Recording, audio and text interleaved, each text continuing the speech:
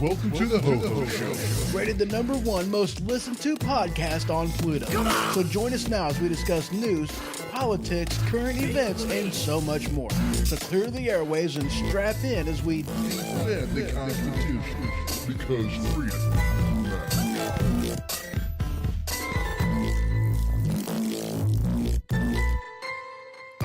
Broadcasting live from the Park Studio. Welcome to the Ho-Ho Show, and as always, I'm your host, Ho-Ho. So how y'all's doing? I hope you're doing good. I really do. Hello, Dave and Brian over there in YouTube land. Good to see you. So we've got some stuff to talk about today. We really do. Just making sure that, okay, everything looks like it's running. That is awesome. So y'all know how I like to start the show. I like to start off with a little bit of satire, with a little bit of ha-ha funny stuff. And it's even better whenever I can start off with satire with a purpose. It's one of the reasons why I like Babylon Bee. It cracks me up. Their stuff to me is absolutely hilarious. So this headline from the Babylon Bee: Trump prepares for debate against Kamala by going to bar and arguing with drunks. I had to laugh when I seen this. It was hilarious. You can go through that article and check it out. It absolutely cracked me up. It said that Trump stated that it's over preparing honestly, as there's no chance that Kamala will have had anything less than 7 shots of Jack Daniels before she steps on stage. I'm like, that's funny. There was some other articles that I thought about putting on here as well, but this one is the one that won. Trump prepares for debate against Kamala by going to bar and arguing with drunks. Now, we're going to be talking about that a little later. We will be. But for now, we're going to start off over here with an article from the Daily Wire, actually. Oh, wait, no. Actually, there's 2 of them. There's an article from iHeart.com. Glenn destroys the New York Times for calling the Constitution a threat. See, that's what we do here. Here at the Ho-Ho Show, we defend the Constitution. And then there was an article from the Daily Wire talking about podcaster Joe Rogan, who absolutely destroyed a recent New York Times headline that warned about the dangers of the U.S. Constitution. Now, what the headline said... Now, I'm going to go ahead and refer to the Daily Wire article. Headline: What the F? Joe Rogan destroys New York Times headline warning about the dangers of the Constitution. This headline reads, this article reads, podcaster Joe Rogan absolutely destroyed a recent New York Times headline that warned about the dangers of the U.S. Constitution, suggesting that there's no amount of gaslighting the news organization could do to make him see their side. During the Joe Rogan Experience, podcast Rogan and his guest, evolutionary biologist, podcaster, and author, Dr. Brett Weinstein, talked about the headline that read, "The Constitution is sacred. Is it also dangerous?" You know, now, only the left, okay? Only the left can do this. Only the left could use something like the Constitution and say that the Constitution is dangerous. You know, the very thing that gives them the freedom to print trash like this. Like saying that the Constitution is sacred, but is it also dangerous? See, that's what the left wants to do, though, isn't it? You know, they want to destroy the Constitution. The only time that they like the Constitution is if it helps them do something they want to do or if it agrees with them. Otherwise, they want nothing to do with the Constitution. They want to subvert the Constitution every step of the way, every chance they get. That's what the left does time and time again. I mean, I'm reminded of the oath of office that the president takes, you know, to support and defend the Constitution of the United States of America against all enemies, foreign and domestic, taking this obligation freely without any mental reservation or purpose of evasion. And what's the first thing that a lot of these people on the left do? Well, they write executive orders. Hold on a second. I have a copy of the Constitution right here. This is my pocket Constitution. It contains not only the Constitution, but it contains, you know, the Bill of Rights, the Declaration of Independence. I'm going to scan this real quick and see if executive orders are something that is in here. This is looking real quick, and no. Obviously, I'm not reading this. I'm flipping. But you get my point. It's not in there. It doesn't exist. So whenever people like any president, I'm not going to throw a name out there, you know, at all. I'm not going to do that. Obama, Biden. I'm not going to throw a name out there. But you have, let's just throw out there, you know, Obama. You know, he wrote executive orders on day one that violated his oath of office, the one that he took just earlier that day or the day previous, you know, the first week. In Biden's administration, he reversed every one of President Trump's executive orders, which, you know, there's a difference, though, in these two things, because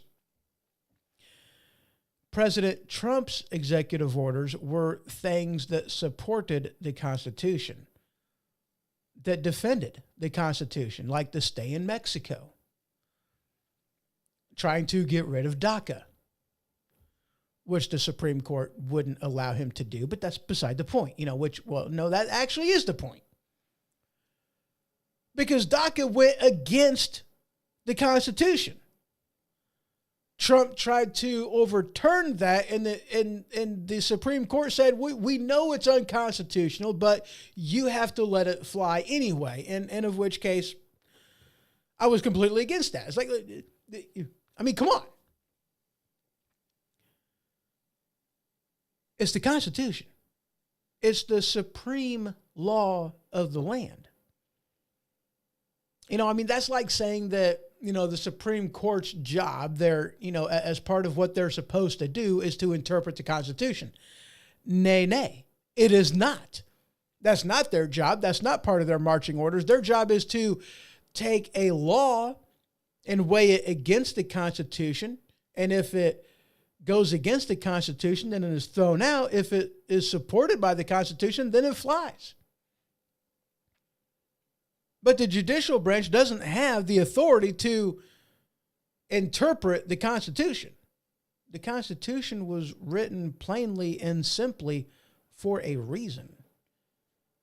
I mean, the right of the people to keep and bear arms shall not be infringed. How hard is that to understand? I don't know. I'm not a leftist. I don't think it's hard to understand at all. Maybe that's just me. So The article continues,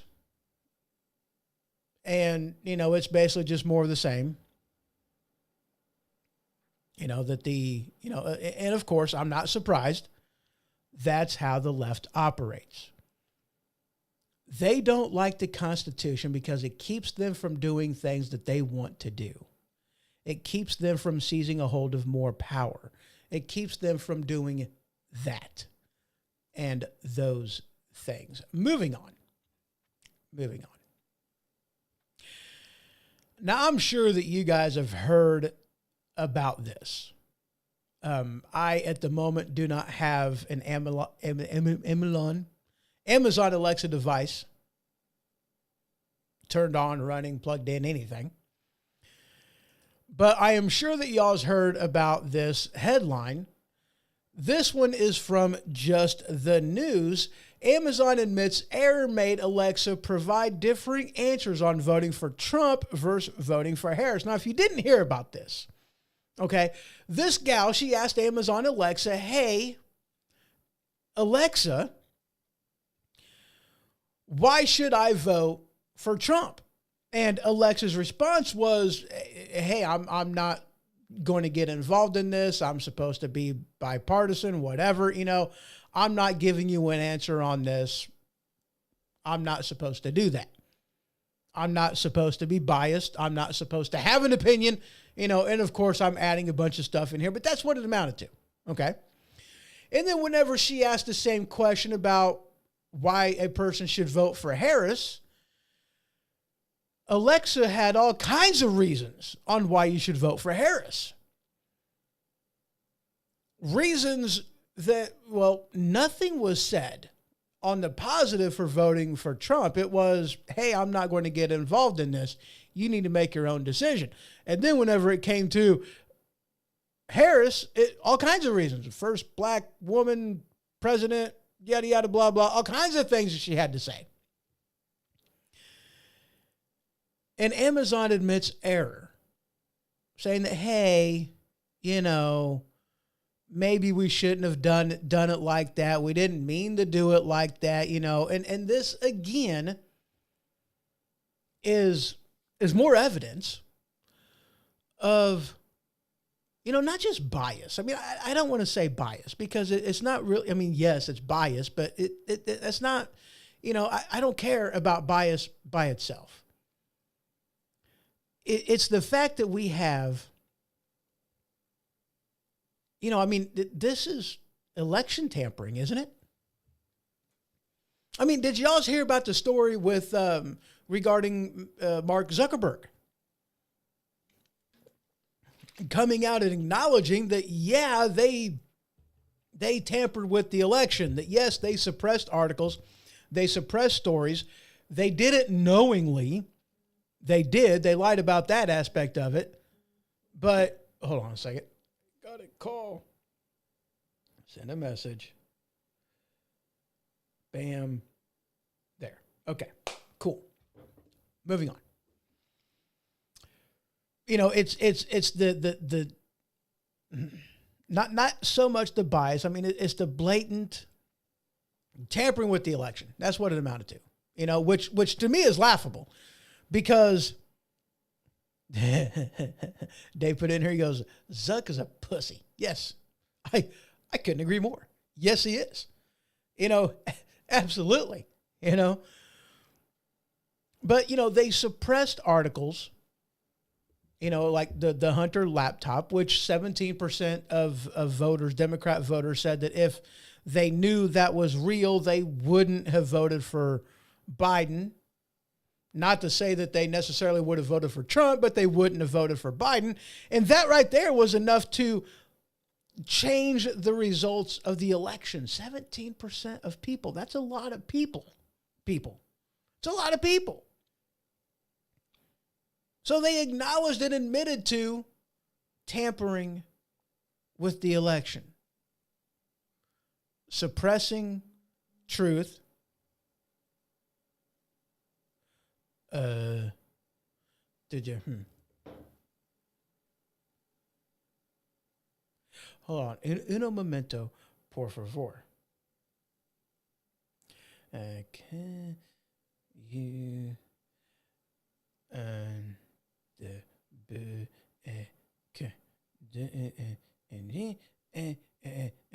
okay. I'm doing this at a completely different time, and people ain't used to it. So that kind of cracks me up. All right, back into it. But one of the things that I thought was interesting about this, is the fact that isn't one of the things that Trump was accused of and found guilty of was, trying to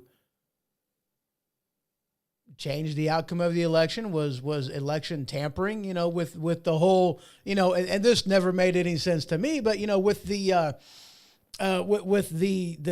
story of him sleeping with the prostitute, or I'm sorry, the porn star, let me get my facts straight, wasn't that one of the things about that was that, he gave her shut the hell up money. He, the non-disclosure agreement and, all the filing and whatnot. And that was an attempt to hide what happened to the voters, even though all these things happened after the election, not the payment, but I believe the non-disclosure agreement and the filing of such, that payment all happened after the election in like January or February or something. And the election happened the previous November. But that was an attempt to sway the voters, and that was a bad deal. And that's one of the things they brought up about this. But here you have Zuckerberg, who admittedly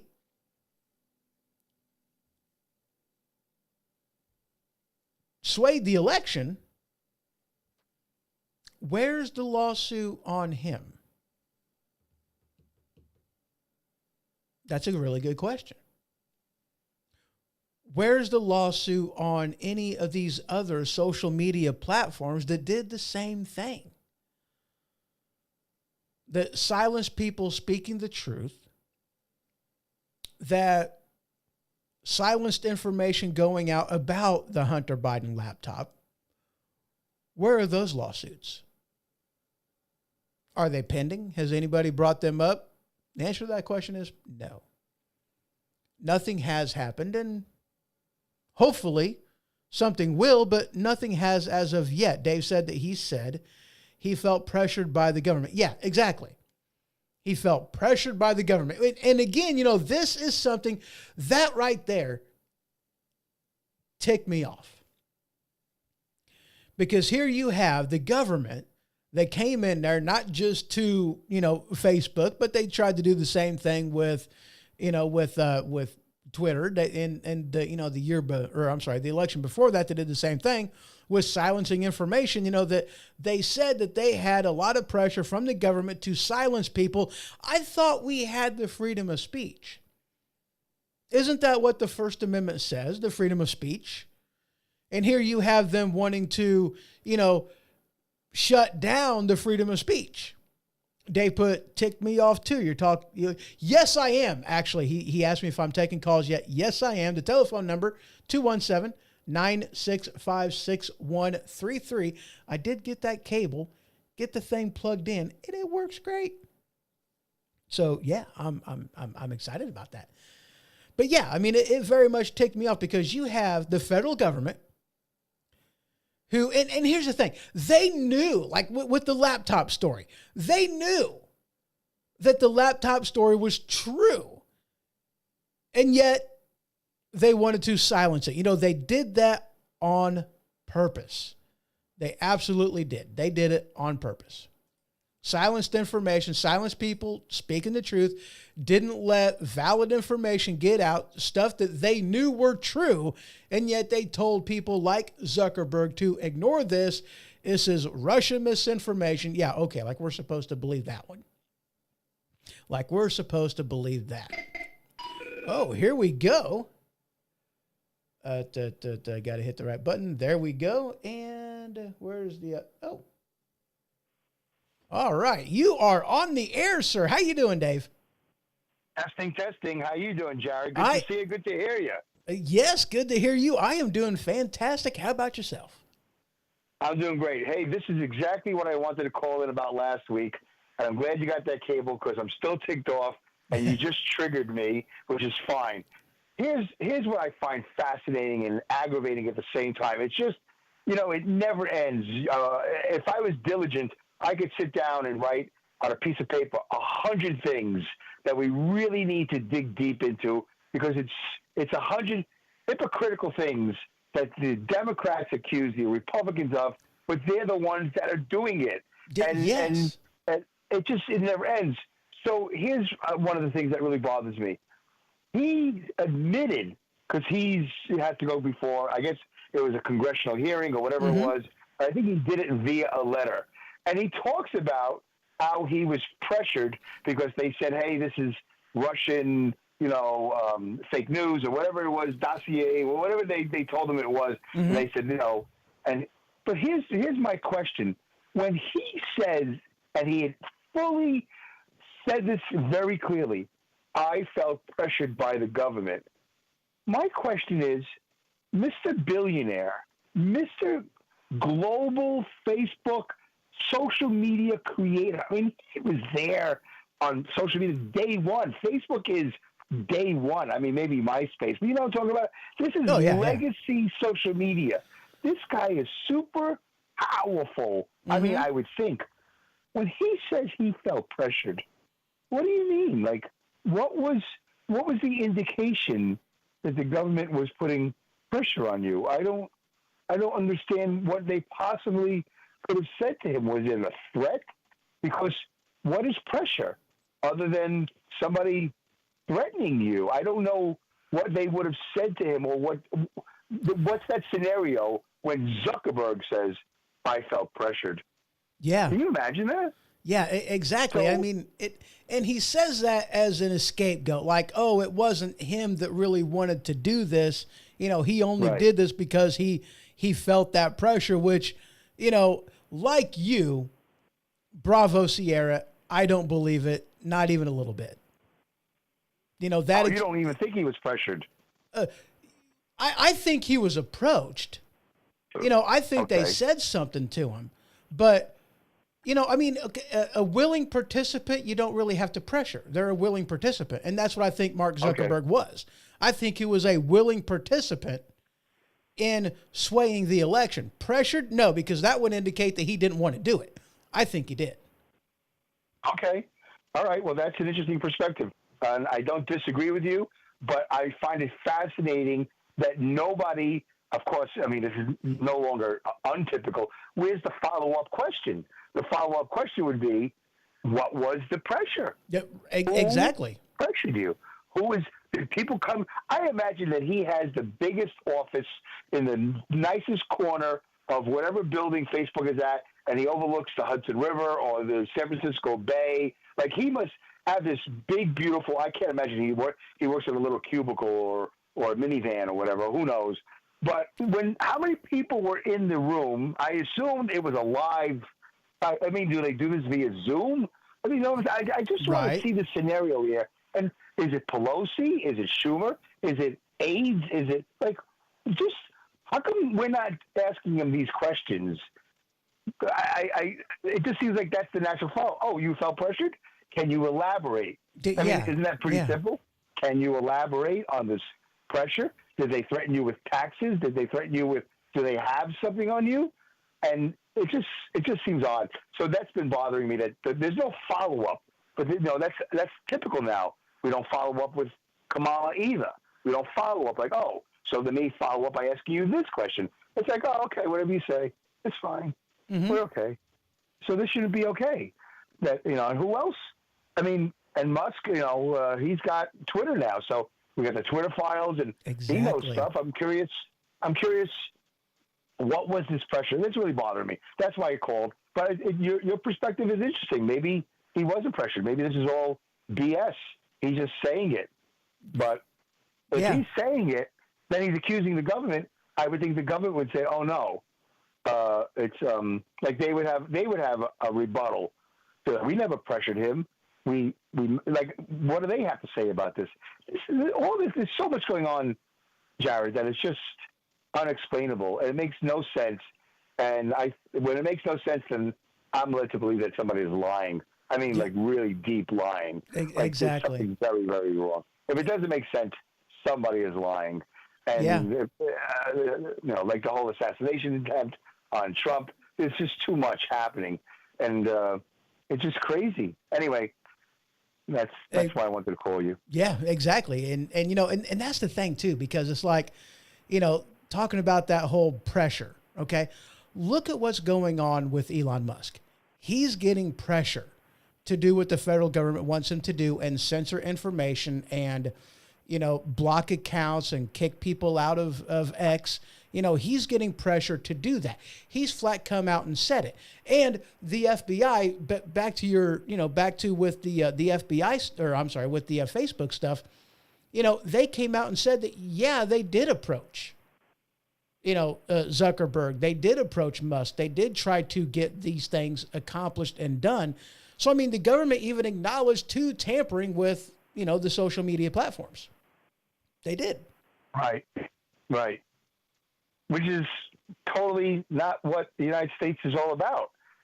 So, exactly. Right? I mean, freedom of speech. So, but they're the ones that are always accusing Trump of certain things, being a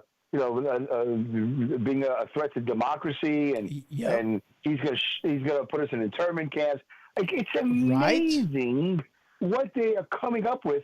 And I don't write these things down, but believe me, if I was doing the show like you're doing, I think I'd be writing all this down, because this is all fodder for great material. It's like, are you people really insane? I mean, I used to have a buddy of mine that would say that liberalism is a mental illness. And I would push back on it and go, well, I don't know if it's a mental illness. But now, I got to tell you, about a year or two later, I think I'm kind of coming around like, yeah, you're ill. You're mentally ill because you're seeing things in a certain way that is just insane. And then I think they think the same thing about me and us, right, those who are, like they think I'm insane. I'm like, yeah, but I'm not angry, and I'm not emotionally unstable, and I'm not trying to shut you up, and I'm also not calling you names. It's just really interesting to watch the whole thing in front of you. I don't mean to take you off your subject here, but it's just I wonder if Zuckerberg is one of those mentally ill people. Even though he has built this empire, it is quite possible he is mentally ill, and he is, even though he has success in this particular area of social media, he still could be emotionally and mentally incompetent. In other words, not up to certain standards that he can just stand his own ground and be a rebel. I mean, if you're in charge of social media, I would think you'd have this really strong backbone, like, I'm doing it my way. Because he had some fights at the beginning of Facebook. I don't know the whole. I saw the movie as much as anybody else did. Right? Yeah. That movie. Yeah. So it seemed like he had a certain part of him where he's like, I'm gonna win, and like an entrepreneur should have, like Trump has. Right. Yeah. Then I see these other comments he makes. I go, oh, is he a big? And I wrote that on the thing you saw. I wrote. I don't know if I want to say it out loud, but is he like is he the P word? Is he a big sissy? Is he mentally ill? Like, does he really bend over for every little thing? And then you say, I don't even think it really happened. I go, well, maybe that makes sense, because how can you be this? How can you be him and feel pressure? How could he ever feel pressure? How? If he's basically, go ahead. Exactly. Exactly. And part of what I think it amounts to is people like Zuckerberg, people like these, these multimillionaires, people like a lot of these politicians. They live in a bubble. They don't experience the world the same way we do. We go to the store. We buy our own groceries. We go to the gas station. We fill up our own vehicles. We do that. We experience this stuff firsthand. They don't. That's true. They have somebody else fill up their vehicle if they even drive. Most of them, have drivers. Do you think Zuckerberg actually goes to the gas station? No. Do you think Zuckerberg goes to the store and buys his own groceries? No. He has other people that does it for him. They live in a bubble. Yeah. They don't know the same stuff that we know because they don't experience it. And that's what I think a lot of the problem is. You know, people whom live in a bubble that are trying to tell us what we should think, how we should live our lives, and they try to tell us the reality that has nothing to do with the reality that we're living. Right. And no, that's, I totally agree. Yeah. But he did, based on the movie, and that's all I know about him, is that he did create this in college. So I don't know what his true family was like. I don't know if he comes from poverty or comes from middle class or comes from wealth, but he had some like 19, 20 years, although, you know, he went to college, so it was probably paid for. I don't know his whole story, but he didn't have what you and I have. We didn't have to drive hundreds and thousands of miles to make a couple of bucks and then work on the weekends and drive in bad weather and go, like everything you said. But what's interesting also about what you just said, and I agree with you, is that the other side would say, well, what makes you think Trump does any of that? And I would have to say, okay, but it's interesting. I do feel like he somehow knows. There's something about him that somehow he does know what it's like to. He's as wealthy as he is. I don't think he feels he's an elitist, and I don't see him as an elitist. I think he somehow has a connection to his father, and his father. Because I saw a documentary about his father. He instilled that in his family, and that's why his family is quite large and quite stable. You know, all the sons and the daughters and all this stuff. You know, that there's just something. And now Barron apparently is a good person. It's interesting that I don't think he's had a dollar bill. I mean, Zuckerberg probably hasn't had a dollar bill or cash in his hand in how long? You know, they don't go to the store and give $10 and get, buy a couple. You know what I'm saying? We do. Yeah. But Trump doesn't either. So based on what you just said, what I'm trying to say is, based on what you said, Trump shouldn't be any different. He shouldn't know what any of this cost. He's got. We know he has drivers. He has an airplane. You know, I mean, I don't know if he's writing the checks that pays the bills to fuel the airplane, or he's probably got people that does that for him.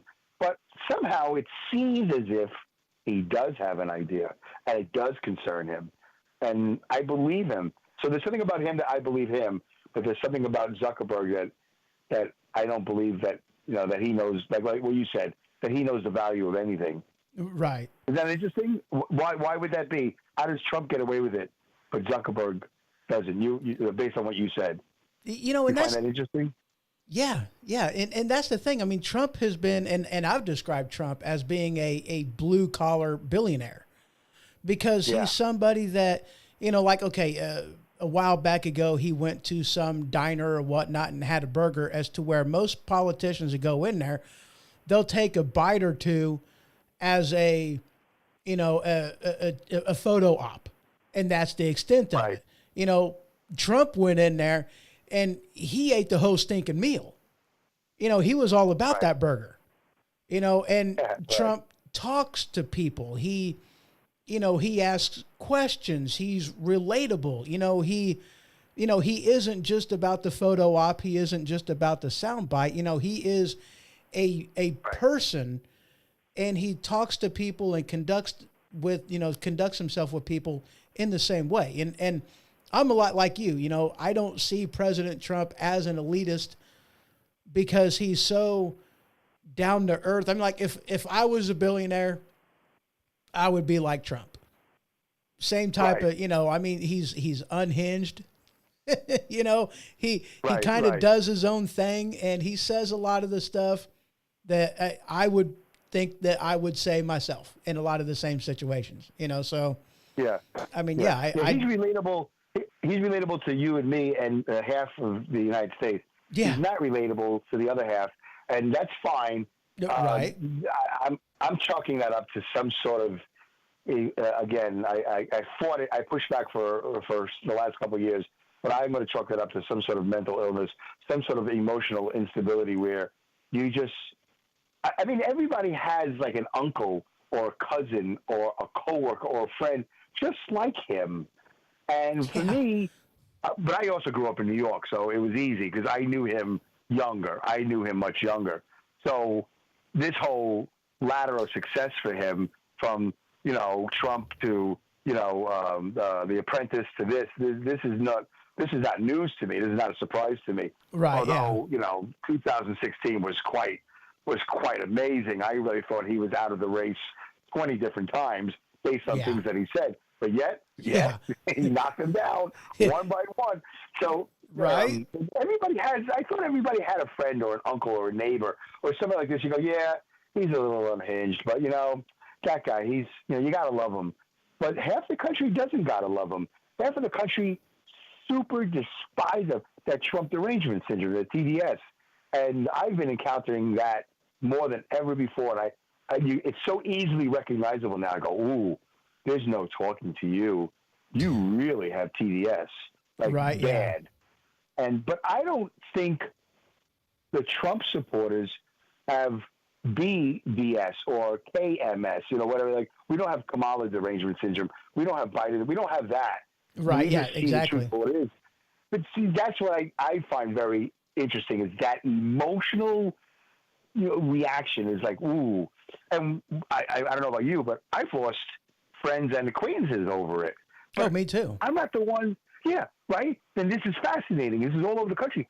But I'm never the one that says, listen, and this is what's been said to me by a friend who I've known for 50 years. He said to me via Facebook, we broke up on Facebook. He said to me, it's time to say goodbye. And I'm like, really? Like, you could just do that? Well, I wasn't even talking to you. You know what I'm saying? And that's a sad thing, Yeah, it's very sad. Yeah. But yeah, it's a sad thing because it's like, with being a conservative, being a libertarian, I can argue a point. I can defend my position. But if you're somebody on the left, if you're somebody that's just a starch Democrat, all you have is platitudes.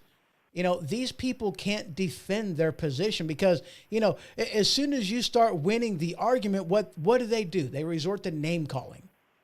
They resort to acting like a 2-year-old. It's like, really? Are we in kindergarten again? Because I thought we were adults.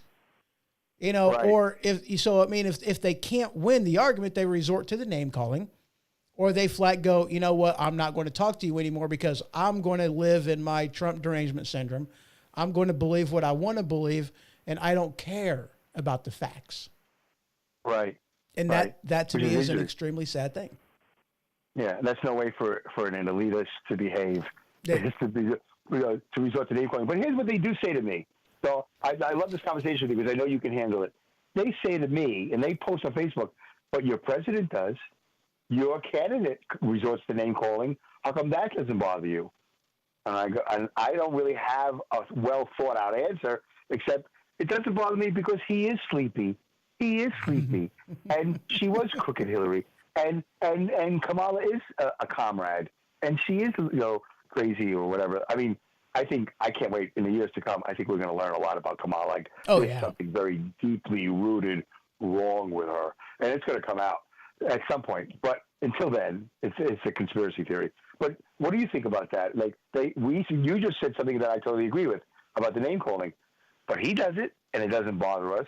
I don't think it's necessary that he does it. I wish he wouldn't do it in a way where I rather him, because he doesn't need to do it. You know what I'm saying? It doesn't upset me to the point where, like, oh man, I'm shutting this off. I can't listen to him. It bothers me because I'm like, no, Donald, you have already won. You are winning all the time. You don't need to be, but he does it, and I'm like, okay, well, it's like you're a great knuckleballer, but now you're throwing in a spitball. Like, why are you throwing in a spitball? You got the knuckleball, you got the curve, you got the fastball. I think I'm talking about one of the Negro brothers, if you know baseball. You know, it's like you don't need to do that. But he does it, and his base, in which I am part of, I guess, loves it. But you know what I'm saying? How do you feel about that, based on what you said and what they say, that your candidate does name calling? Well, to me, it's a different thing altogether, because Trump wins the argument and he fights fire with fire. You start calling him a name, he's going to call you a name, but he's not calling you a name that is false. Sleepy Joe Biden. Yeah, he's sleepy. There's a reason that they don't let him out. I mean, have you looked at his schedule for the past week? Nothing has been on that. Is he president or not? I don't know.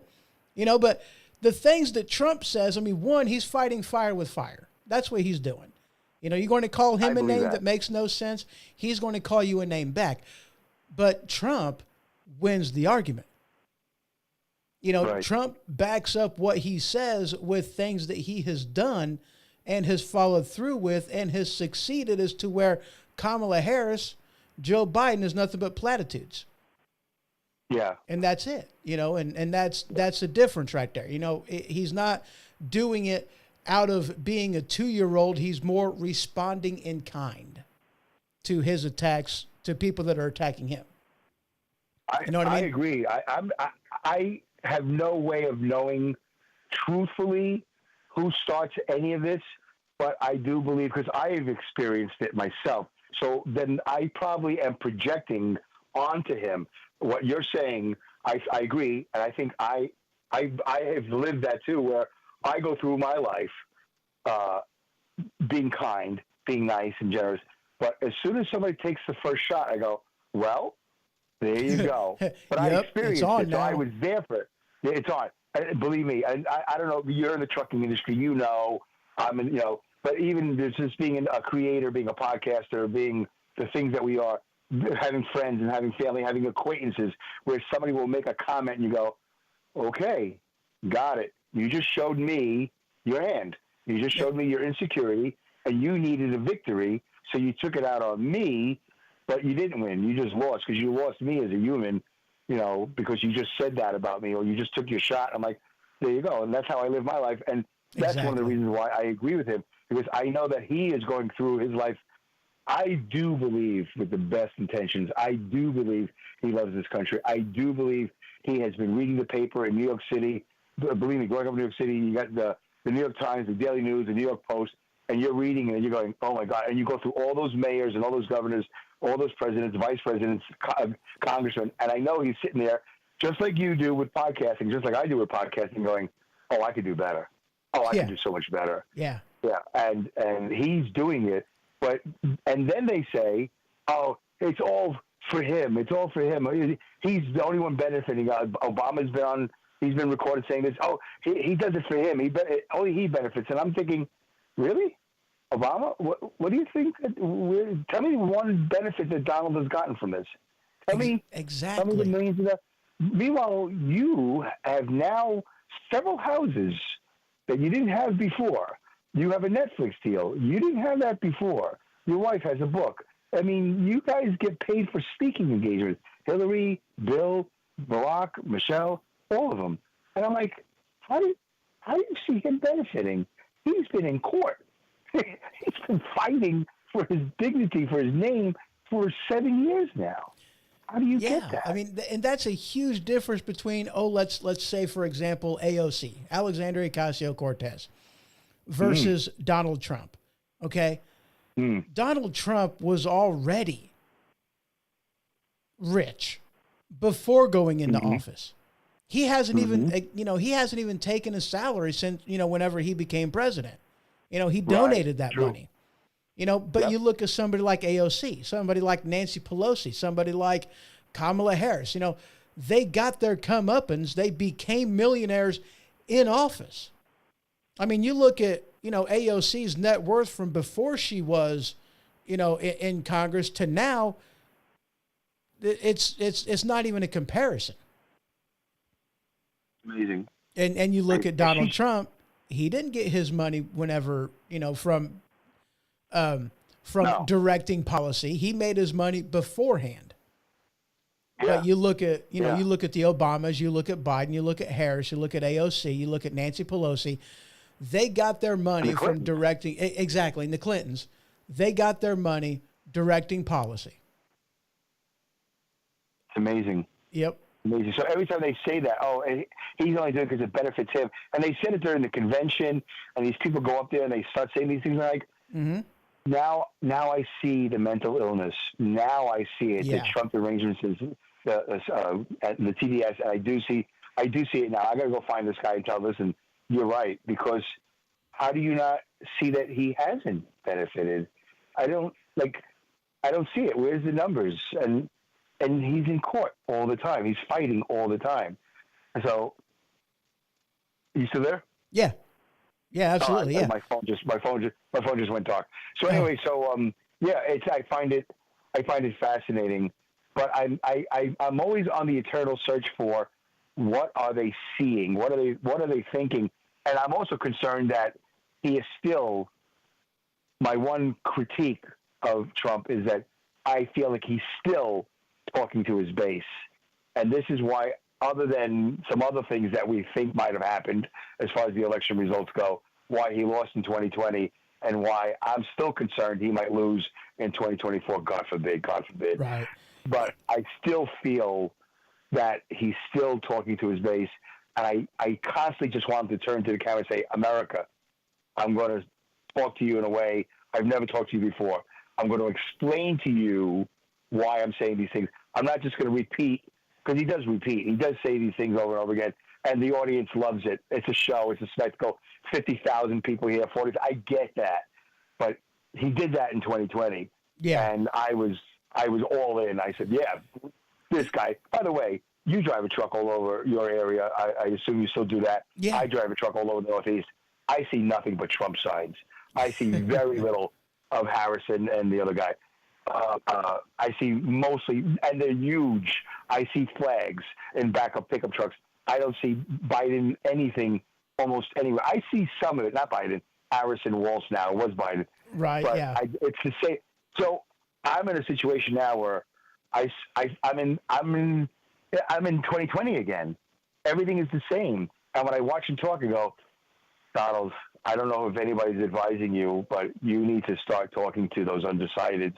You got about 67, 50, I don't know how many days are left.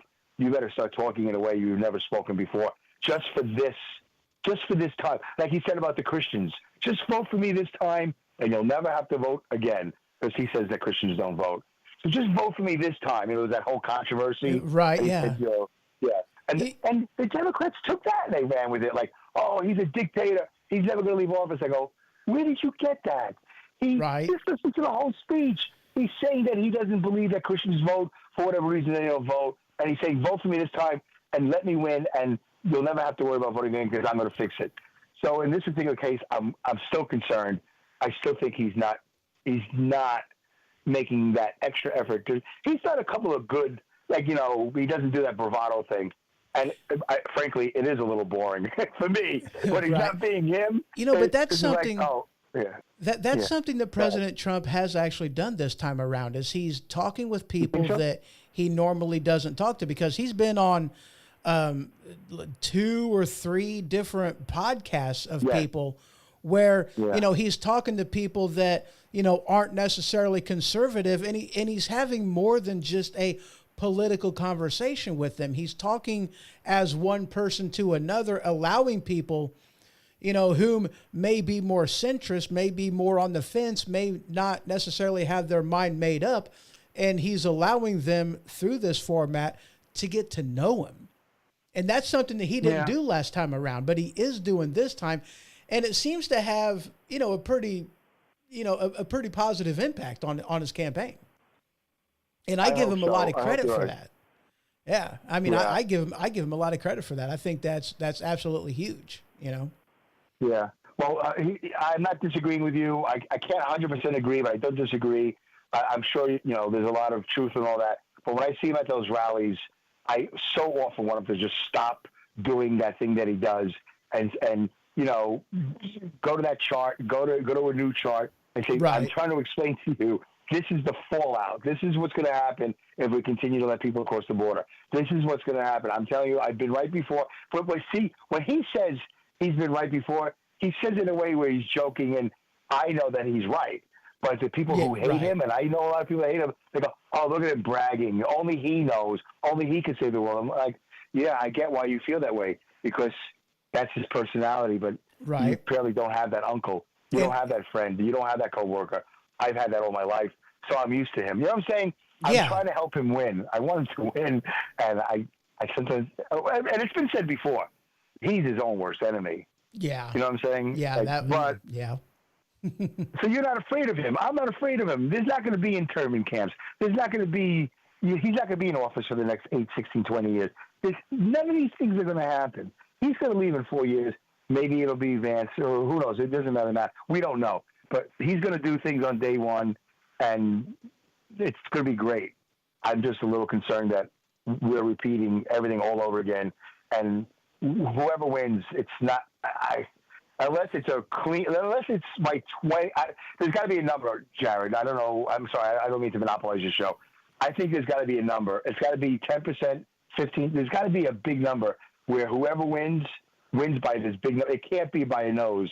If somebody wins by a nose, we have a civil war. Right. if whoever wins, you've really got to win, because if it's not, it's going to be. I hate to say January 6th all over again, but it's going to be bad. People don't want to lose by a nose. I tend to agree with you on that one, because there's so much at stake. There really is. And everything. Yeah. And, everything. But Trump's numbers are at least looking really good. I don't want to talk about that whole red wave thing, but his numbers are looking pretty good. The polls are looking pretty good. And that to me, speaks almost double, because these polls that they're taking is meant to, is meant to benefit the left. They're skewed towards that direction, and the fact that Trump is doing so well in some of these polls is very nice to see. But I don't want people to get comfortable. I want them to get out and vote. Oh, absolutely. I think that's a message he needs to put out. Don't get comfortable. You should be concerned. Hannity says it best. It's the bottom of the ninth. There's 2 outs. We're down by 4 runs. The bases are loaded, and we got a guy up at the plate. This is the time to hit that grand slam, walk-off home run. Exactly. So we need to be thinking that way all the time. And, he's polling. He says he traditionally polls low. And I remember when he beat Hillary, I was like, yeah, he was down in the polls. Pretty low. Yeah, he was down in the polls really. whenever he beat Hillary. Yeah, but that was then, and this is a whole new. It really is kind of a whole new situation. Oh yeah, it is. It's a whole new ball game now. It's a whole new ball, and Absolutely. I thought for sure in 2020, I predicted on my podcast that it was going to be a romp. There was no way that he was going to lose, and I would almost concede that he would win by a little bit, but not what I was seeing. What I was seeing, just like I'm seeing now, banners, pickup trucks, flags. Like, it's going to be these rallies, these super heavily populated rallies, and Kamala's doing this one interview per 40, 50, whatever she's doing. Right, this basement. Listen, and I said I'm the same afraid to thing. say anything. Yeah, I said the same thing 4 years ago. I was like, there's no way that he loses. No. But that was the thing, though. And I had this article on my Medium. I had the article on my Substack, about the shenanigans that they pulled that were illegal, that were unconstitutional, but they did it anyway. And, yes, we need to get away from that and stop, beating that dead horse. But at the same time, we need to understand the lengths that the Democrats will go to win. Yep. I'm totally there with you, buddy. And listen, I hope you do a show after the debate, because I think that debate is equally, or if not, of course, because she is now the candidate, equally or more crucial than the previous debate, because if she bombs, I think she loses. I think this is everything. This is basically I think this is going to decide the election. And we know what he can do. And we know what word salad she can come up with without the teleprompter. But that doesn't mean ABC's not going to cheat. It doesn't mean they cheated before. And I hope you do a show after that, because we'll have a lot to talk about then. It's like, what do you think? Do you think this debate is really going to decide it? Or do you think it's going to be people, the left, the Democrats will go, nah, she was bad, but not as bad as Biden, or it doesn't matter. Trump was evil. He's a bully. I think it's going to be. I think it's going to be just like the last debate was where Biden was in. I think this debate for Kamala Harris is going to be a make or break. Because it's an aspect of Kamala Harris. She can't run on her on her policies. She can't run on her record because her records are crap. Her policies suck. You know, she can't run on the border because she was the border czar. She did this. You know, there's a lot of things she can't do. You know, you go to her website and there's nothing there as far as platform. There's nothing there as far as what her stances are. She's flip-flopped on everything. You know, as to where, you know, Trump, on the other hand, he has a record. He can run on that. Oh, of course. Yeah. Of course. And Kamala Harris can't. Of course. So let me ask you this question. I agree with you. Everything you said is true, right? She can't. But she is. But she's doing it.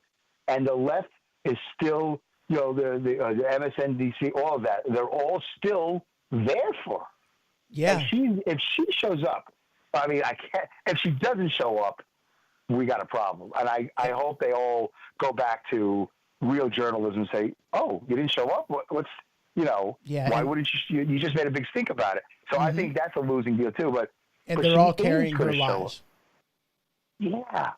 So so I agree with what you said, but she is going to show up, and she's only been talking about her record as a prosecutor. It's interesting. She doesn't talk about being a vice president, and she doesn't talk about being the border czar. That's fascinating too. Exactly. She's not talking about, but Jared, she is going to be there.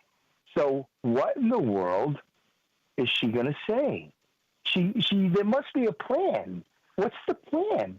If she can't talk about her successes, then what is the plan? There's got to be some sort of evil plan. I mean, we're not going to know until she shows up. But you have any thoughts about that? Like, I agree with you. She can't go to her record. So what will she say? I think it's going to be more of the same. I mean, she's going to say things that she thinks that she needs to say in order to get in. Like, you know, for instance, you know, back whenever she was running for president in 2020, she said that, you know, on day one, I'm going to, you know, put a stop to fracking. I'm going to do this, that, and the other, you know, and now she's running away from that stance, saying that, oh, no, I'm not going to do that because, you know, it was politically bad for her to say that she was going to get rid of fracking. You know, a lot of people get their money from the oil industry, Pennsylvania being one of them states.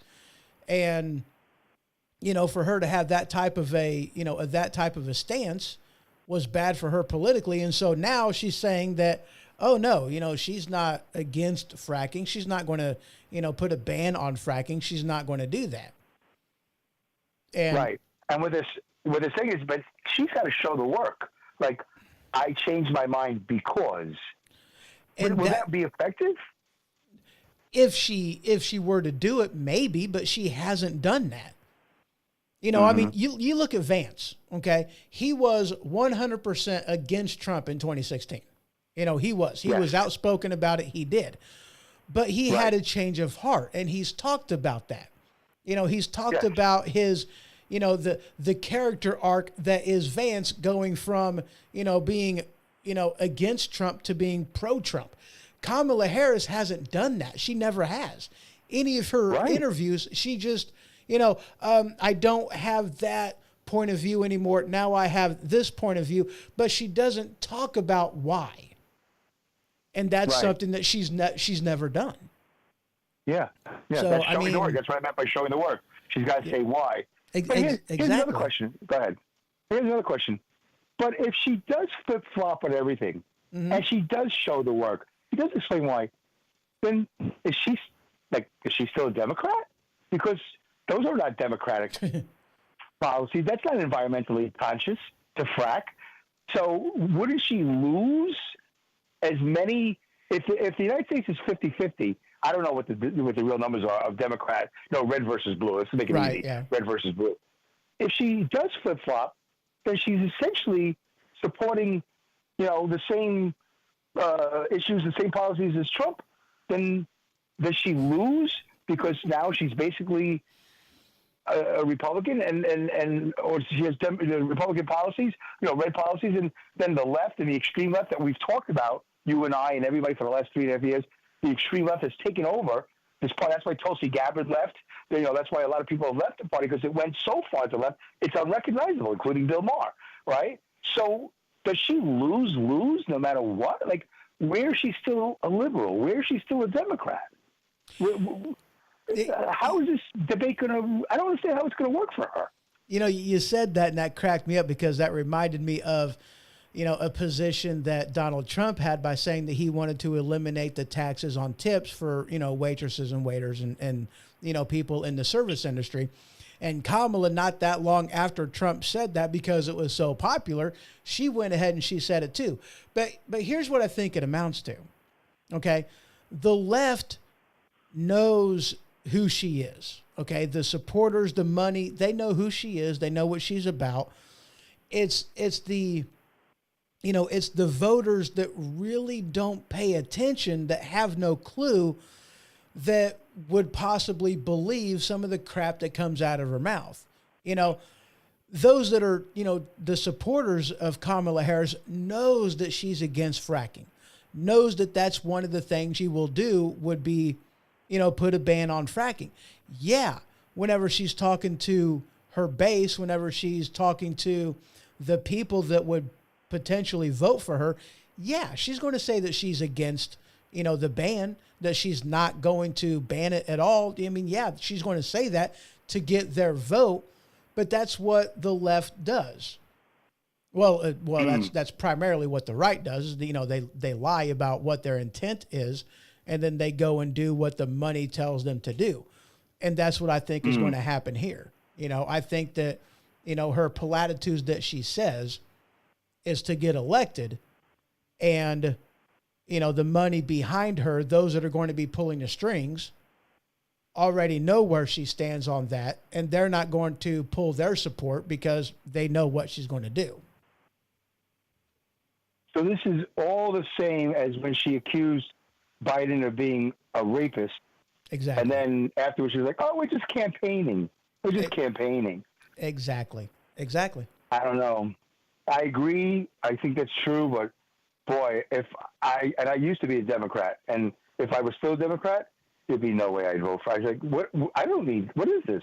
This is lying. She's not a Democrat. This is not what I would believe in if I was. I was pretty much a moderate. I wasn't really all that active anyway. But you know what I'm saying? It's like, yeah. I'm not looking for another liar in office. Listen, I hope you do a podcast after that. I personally would love to do one that night, like live, like as they're doing yeah. it. You know, that'd be a lot of fun. I'm sure you're busy. I'm busy too. But, you know, it's going to be great. I think this is going to be one of the most important nights of this country's history. This night and election night. And I think she's good. I don't want to, you know, I'm afraid to say anything. I think she's going to blow it.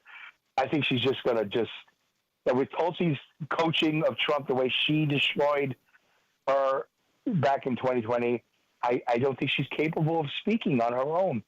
I think we're going to find out things about her in the years to come, that she had really, truly a rare mental illness, that she can't talk, and when she talks, that's why she repeats herself. There's something going on there. There's something deep inside her that triggers her, and she just becomes mush mouth. She just, yeah. I just can't wait to find out what it is, because I'll feel so good that I'm not a doctor, but I was able to see it. I mean, you must see it. Like Venn diagrams, you're just going to repeat yourself. Buses, passages of time, unburdened. You're just going to go on and on. What is that? We've never heard anybody talk like this. Not even Jesse Jackson. You know, like, right? You know what I'm saying? Like, he would rhyme, but, you know, he made sense. We got it. You know, there's people who talk like Don King. There's people who are poetic. She's not poetic. She's not at all. Yeah, not at all. So something's going to come out. Maybe she's just a drinker and she covers it really well. But you would think that's actually one of the things that I've heard, is that she's, you know, she has a problem with alcohol. I've actually heard that, and that's where one of her issues is. I don't know exactly how much truth there is to that, but that's just, you know, that's one of the things I've heard. Okay. Listen, I'll accept anything. Jared, I know that they've been saying this for the last 200 years. but this is probably the most important election. Yeah. You know, they say it every time. Yeah, we do. We say it every time. But yeah, this is an important election. It really is, you know, and hopefully the country can survive. And that's what I'm hoping for. And I'm sure that's what you're hoping for as well. Yeah, I'm amazed that we didn't sink even deeper in the last 3.5 years. I know that 3.5 years ago, I was like, oh, I don't want to, oh, shoot, we're done. We're so done. This guy, and I don't know how we made it for 3.5 years. I really don't know how we're still staying, but we are on the edge of World War III. We're on the edge of, and you're right. Where is he? Who's running the country right now? It's like, it doesn't seem like, by the way, you know, the famous, I'll leave you with this. You know that famous quarterback, from the Jets, oh my God, he's got a morning show, his morning sports show, Boomer Esiason. Oh, okay. Esiason? Did you see or hear his tweet the day after the Biden-Trump debate? I didn't. It was the funniest tweet. I'm not a big tweet guy, but the next day he tweets, "Are we getting invaded tomorrow?" Because Biden was so bad at that debate. He's like, "Are we being invaded tomorrow?" And I thought that was hilarious, but true to a large degree. Like, yeah, if you're Putin, if you're Xi Jinping or whatever, if you're any of these enemies of the United States, and you see Biden up there just like asleep, just like stuttering and stammering, and you know that whole stumbling, bumbling, staring, that 100-mile, whatever they call that 100-yard stare. Yep. You're not gonna sit down at the conference table and say, "Hey guys, I think we got to move up our timetable. It's time to invade. It's time to take." It was definitely not a good showing for Biden at all. Yeah, definitely it's terrible not. for the United States. But I thought that was a funny tweet. I'm not a big fan of tweets, but he said, "Are we being invaded tomorrow?" I thought it was great. And now even more. That tweet should be like a daily tweet. Are they going to come tomorrow? Are we prepared? Who's going to get that call? Who gets that call if he's on vacation again? Wherever, like, that's a really. And I know Vance and them, they backed off. I know they wanted to push it, and now they backed off. But really, like, who's in charge? Mm-hmm. Who's really in charge? And that's the question I've been asking for a while. Who's in charge? Yeah, and if they don't attack us between the hours of 9 a.m. and 4 p.m., well, is there a night shift? Do we have a night shift? I'm all for that, by the way. I'm all for dividing the presidency into shifts. I'm all for that. Like, that's great. That's great. Nobody needs to work that. You do it. I do it. When you park your truck, somebody else takes over. I mean, you don't have that. You don't work that. You know, I know you don't really give your truck up to somebody else, but you know what I'm saying? Like, we know that in a trucking firm, there's a night shift. We know that. Yeah. But you know what? Maybe they should split the country into half, or north and south. Or used to, like, you know, it's a lot. It's a big country. It's a 24 hours, 24 hours, 7 days a week. You know, that's a lot. So yeah, I'm all for giving up a little bit. Let the VP take over for a couple of hours. But yeah, this is crazy, man. That schedule is. And when he was full time, when he was semi-coherent, he would call the lid at 11 o'clock in the morning or 1 o'clock in the afternoon. You know, dude, it's amazing that we're still here. Yeah. I think we're going to learn more as time goes on. Anyway, yeah, Jared, yeah. I'm so sorry that I monopolized, the call. Hey, that is quite all right. I appreciate the call. So I really do. I love talking to you. And I hope all the dreams and all the aspirations that you've been talking about, I hope I'm here for you, buddy. I'm here to help, whatever I can do. So I'm one phone call away.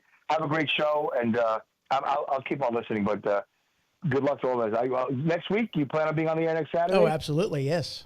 All right. Well, I'm sure we'll be talking about the debate. Uh-huh. So, all right, buddy. We'll talk about it. I'll see you later. Yep. Have a good one. Thanks for calling. You got it. Bye. All right. And that was Dave Canyon. He is host of Dumbing It Down with Dave and Dave's Fit Life over there on YouTube. Check him out. Listen to his podcast. It's a good one. It really is. All right, guys. So we're going to go ahead and take a break. And when I return, we're going to be talking about some of the stuff with the debate, actually, with Kamala Harris. We're also going to be talking about illegal voting by non-citizens. What else we got in here? Yeah, that'll about cover it. We got a few other things to talk about. So, all right, just a couple minutes, and I will be right back. There we go.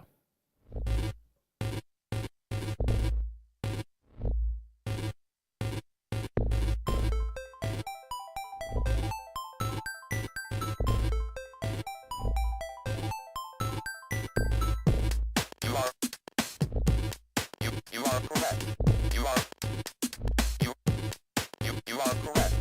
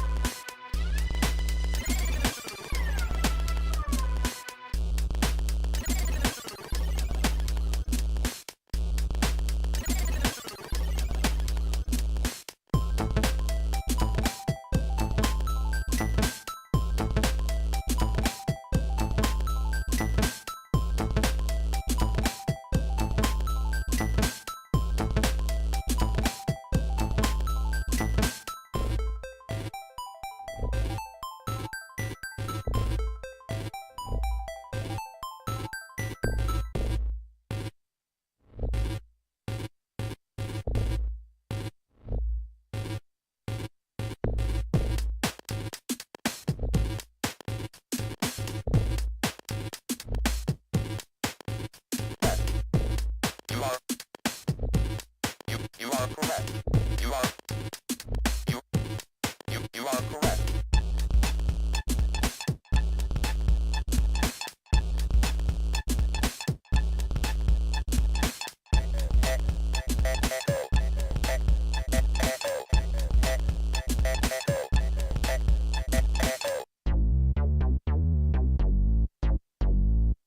Have you ever had an ailment that a normal over-the-counter remedy just couldn't fight? If this is the case, then boy, have I got the solution for you.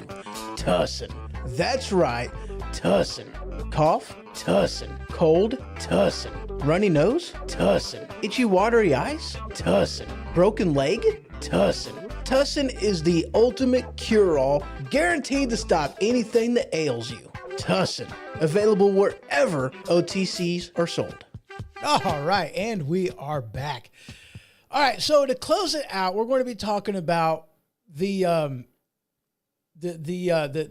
thing. Okay, we're going to be talking about the debate that's coming up, actually.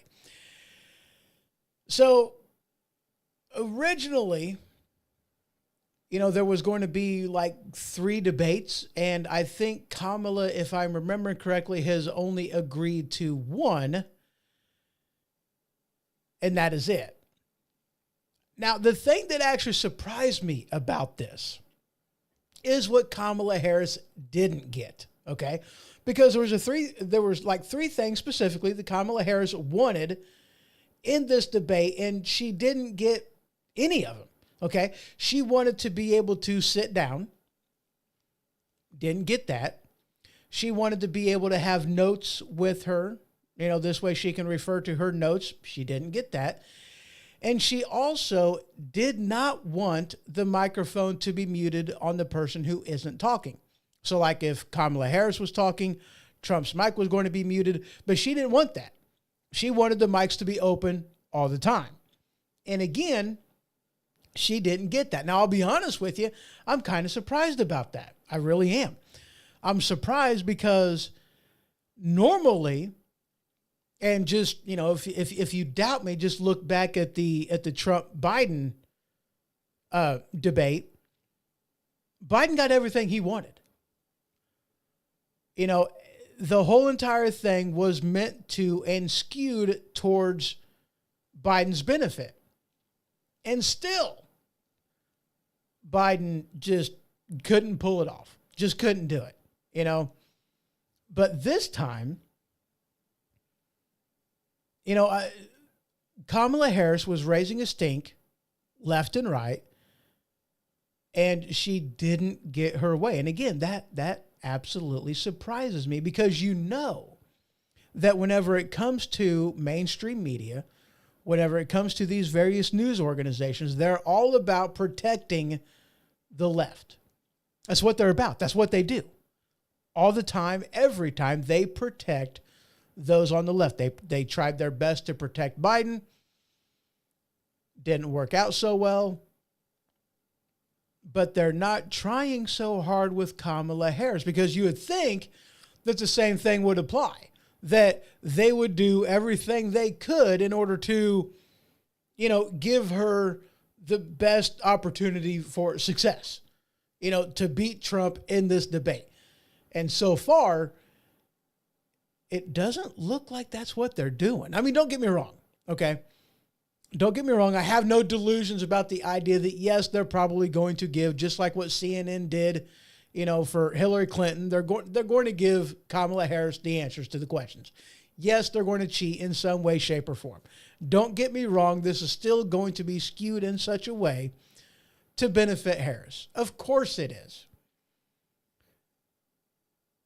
But you're not seeing that to the extent that I really figured they would have. I really figured that they would have bent over backwards and given Kamala Harris everything that they asked for, allowing her to have notes available for her right in front of her, allowing her to be able to sit down, allowing, Donald Trump to talk over her, to give her an opportunity to say, I'm speaking now. I'm speaking, because that's the whole thing that she wants to do, is say something, get Trump going, and then shut him down. That's what she wants to do, because that's what she does in debates. That's what she's done in debates in the past. But they're not catering to her on this one. Now, other people have stated that, that Trump could end the whole thing with just asking one question. Just one question.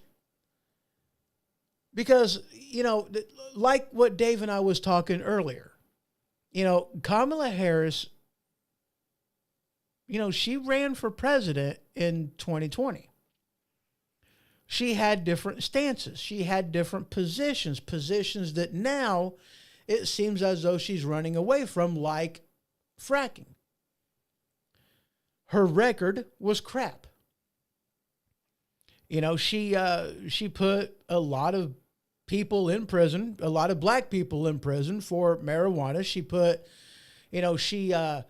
she refused to release information, evidence that would have exonerated somebody that was on death row. She was forced to release that information. That doesn't bode well. She bragged about the fact that as an attorney general, that she could just basically go after anybody she wanted to, make their lives a living hell through lawsuits. She bragged about being able to do this. Is this somebody that we really want as president? Is this, me? No, absolutely not. She was the border czar. She is the vice president now. And I mean, granted, the vice president doesn't have a lot of power, a lot of things that they do. However, she has backed Biden every step of the way with a lot of the Democrat things that has been going through Congress, going through the Senate. These are things that are there, that are part of her record. She can't run away from being part, and considering there's a 50-50 split in the Senate, she can't run away from being a main part of the Democrat agenda. She can't run away from that. So the only question that Trump really needs to ask is, were you better off during my presidency, or are you better off now? And the answer to that question is obviously a resounding yes. I mean, what's one of the things that Kamala Harris wants to do? Raise the corporate tax rate to like 40, was it 40-something percent or 20-something percent? It might be like 21%. Which, granted, is better than what, Biden was talking about raising it to, which was like 40%, but still is nowhere near as good as what Trump is wanting to lower it to, and that's 15%. I wish it would be lower, but that's just me. Were you better off under Trump, or are you better off now? And it's a simple question, isn't it? I mean, I think it's a simple question, you know, and of course I'm talking about pre-COVID, because let's not forget that it was the Democrats in these blue cities, in these blue states, that shut business down. I'm sure Dave remembers this, that whenever, you know, I was truck driving through Pennsylvania, like right whenever the shutdowns happened, you know, 2 weeks to, you know, flatten the curve, they had, and I thought this was ridiculous, they had every single rest area shut down. It's like, you know, where are truck drivers supposed to sleep? That made no sense to me. Because I pull into a rest area. Whenever I go into the rest area, unless there's a bus that shows up, which doesn't happen, they don't go into rest areas. You know, they're going in the truck stops, but unless a bus shows up, all you have is one or two people that go inside anyway. It's not like you're really worried about coming in contact with a lot of people, even with the building open. But no, they chose to shut down the entire stinking thing, not even allowing truck drivers to pull in there and park for the night. What the hell are we supposed to do? Infuriated me to no end. And that was done by Democrats. It wasn't done by Republicans. You know, did DeSantis shut down Florida? No. Did Abbott shut down Texas? No. And this was the thing that ticked off the left so much, because they wanted those things to happen on a national level. They did not want there to be a difference between left and right, between blue states and red states. They didn't want there to be a difference whatsoever. They didn't want you to be able to compare and contrast how one state did versus how another state, but that was the thing. Trump did not do the dictator thing and shut everything down. He didn't do that. He allowed mayors to do and to govern their states the way that they wanted to. Mayors, governors. He allowed them to do that. So that this way there was a difference. And you can see that clearly. There was a huge difference between, you know, how New York went through the pandemic versus how Florida went through the pandemic. Huge difference. And whenever they talk about the huge job creation that has happened under President Biden, dude, you haven't created any job. And the jobs that you have created are all government jobs, you know, like the 80 some odd thousand, you know, IRS agents that they wanted to hire. But all you've done is allow people to go back to work. Is that job creation, or is that just taking your foot off the head of capitalism, businesses, small businesses? And that's something else that really ticked me off, you know, whenever they were doing this, because they were allowing, you know, Walmart to be open for this reason, that reason, and the other. But a small business, they shut them down. You know, it's like with the whole mask mandate, whenever they were like, oh, you have to wear a mask walking into the establishment, but once you sit down, then you can take the mask off whenever you start to eat. That makes no sense whatsoever, because you're telling me that standing, you know, that mask is going to protect me from getting the virus. But if I'm sitting down, well, I'm no longer susceptible to the virus. I can take the mask off. That makes no sense. Makes no sense. And so many things about that made no sense. But the bottom line is, you know, it was the left that shut the country down. It was the left that forced people to stay home and booted them out of their jobs. And that is the reason why the unemployment rate skyrocketed. It wasn't Trump's policies. It wasn't anything Trump did. It was because the left chose to do it. Period. End of story. Now, you may disagree on whether that was a good idea or not, but I still think that the numbers kind of speak for themselves whenever you look at the death toll in New York versus the death toll in Florida. Was there really that big of a difference? And Florida stayed open. Texas stayed open. They didn't have issues. They shut schools down. Whenever the science said that, the children aren't susceptible to this. And the children that are susceptible to it have underlying health conditions, and the vast majority, no problems whatsoever. So they did that. So when the question is asked, were you better off under Trump or are you better off now? The answer is clear. You look at fuel prices. You look at the price of eggs, the price of milk. Look at the price of groceries in general. Look at at mortgage rates, the cost of buying a house. And, you can't do that now. Do you realize how expensive it is now? I mean, holy crap. It's ridiculous. I mean, holy crap, is it ridiculous? And yeah, it's doubled from what it was under Trump. Energy prices skyrocketed. The simple question, are you better off now under the Biden-Harris administration, or were you better off under Trump, the Trump-Pence administration? And who do you think you're going to be better off after, after 2024? Do you think you're going to be better off under a Harris-Walz? Or whomever the guy's name is? I got to scroll down. I got to look because I don't freaking remember.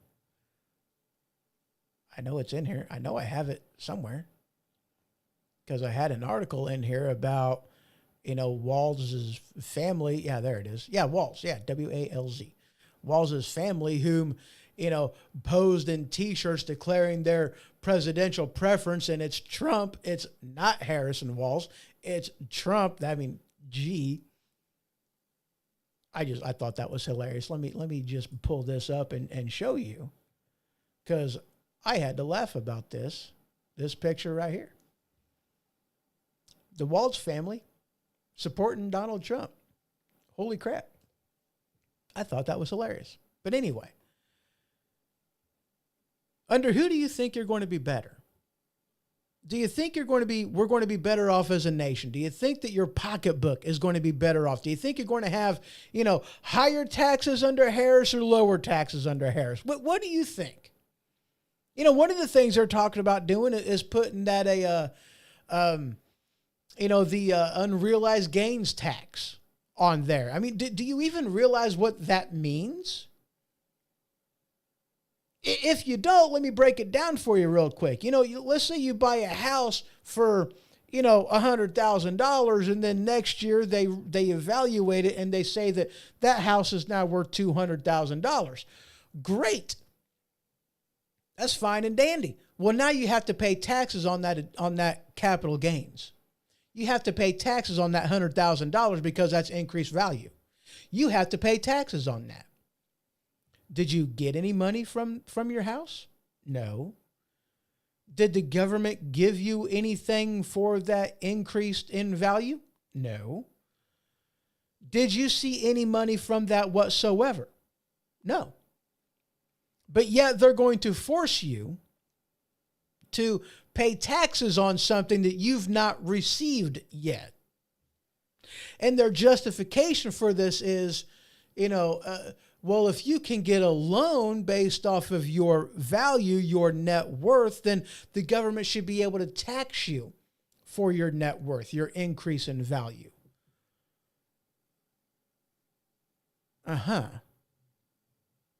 And here's the thing too, and I don't necessarily put a lot of weight behind this,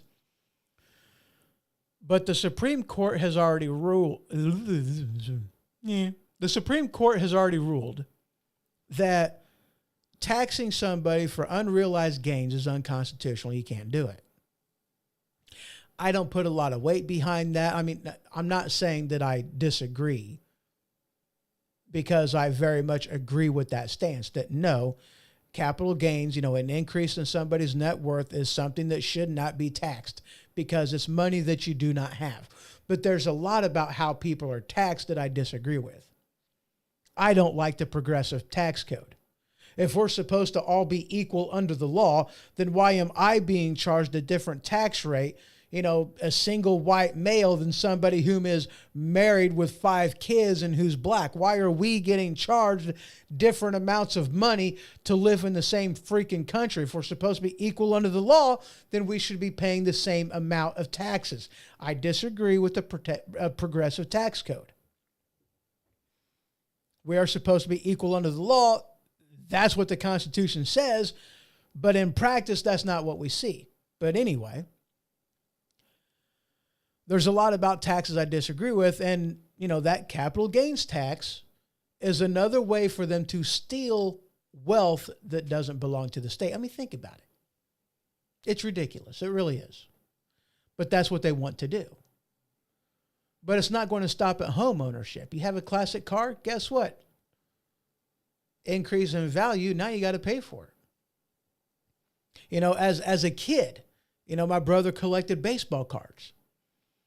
And there was like 4 or 5 years worth of baseball cards that my brother collected, an unopened factory sealed set, complete set.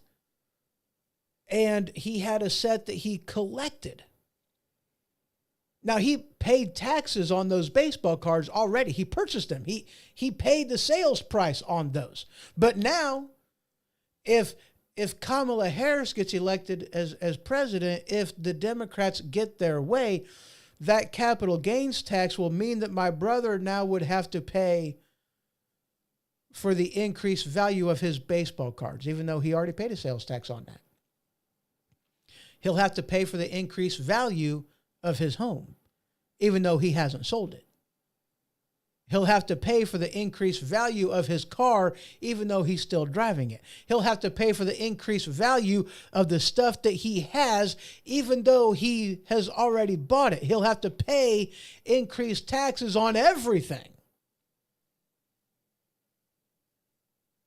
even though those taxes has already been paid.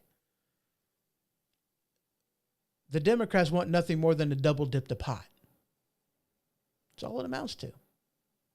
And I completely and wholeheartedly disagree with any of it. So the question remains, who were you better off under? Were you better off during the Trump-Pence presidency, pre-COVID, when we had the highest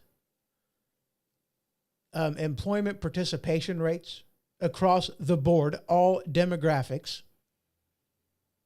highest participation rate ever recorded in history among black people, Mexicans, among Chinese, among every demographic, the highest labor participation rates in history was under Trump.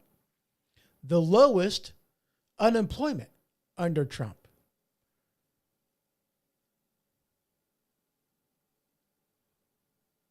Lower taxes. I mean, dude, my tax returns the past few years has been ridiculous. The past 2 years has been ridiculous. Before that, oh yeah. Tax returns were cool. I was happy with it. Well, not happy with it, but I was sad. I was okay. I was content.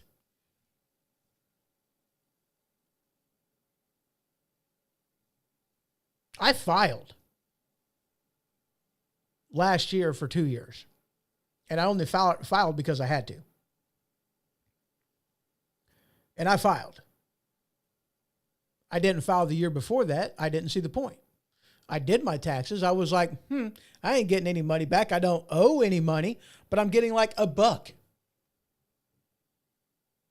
Getting like $1 back. What's the point of even wasting my time in filing? And if the IRS wanted to come at me, it's like, dude, come at me, bro. What are you going to do? Are you mad that I didn't file and you give me $1 because I pay taxes? You guys get your money first before I even get mine. My taxes were paid. So don't tell me I didn't pay my taxes. I did. I just made it to where you didn't have to give me that $1. I didn't waste your time with 100 pennies. Ridiculous. And in 2024, who do you think you're going to be better under? Do you think you're going to be better under a Harris-Walz ticket, presidency, administration, or do you think you're going to be better under a Trump? Who's he running with? Pence. No, not Pence. What the heck's his name? Good grief. Man, my mind is not doing very well right now. Let's see. Pence. It's not Pence. It's Vance. That's it. My memory kicked in. Vance. Trump-Vance presidency. Who do you think you're going to be better off under? Harris or Trump? It's a simple question. And it has a no-brainer of a freaking answer because obviously the answer is you're going to be better off under Trump. And that's just talking about two aspects of it. That's not even talking about the border. That's not even talking about foreign relations. That's not even talking about the fact that we didn't have any issues with Russia under Trump.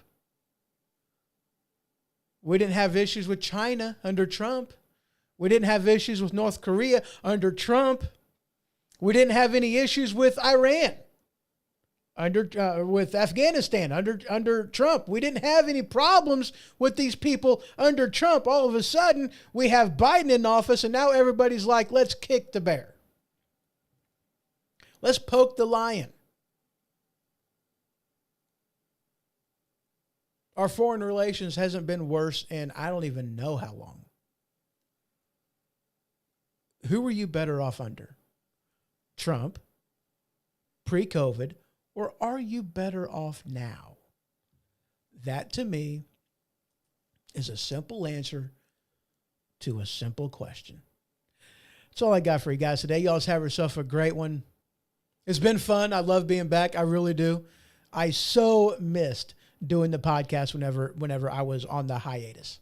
I so missed it. I enjoy doing this. To me, it's fun. So, all right, guys, you always have yourself a good one. I will see you in the next one. This has been The Ho-Ho Show. For more information, you can head to thehohoshow.com. And for the merchandise store, you can head on over to stinkpickle.com. That is stinkpickle.com. Until next time.